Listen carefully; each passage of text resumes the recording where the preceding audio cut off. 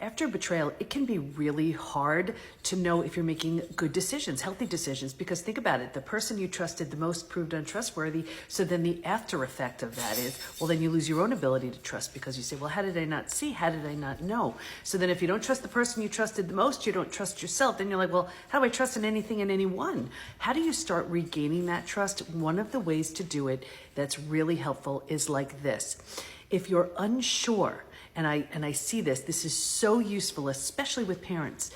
What would you, now we're talking about from the everyday decisions to the big decisions.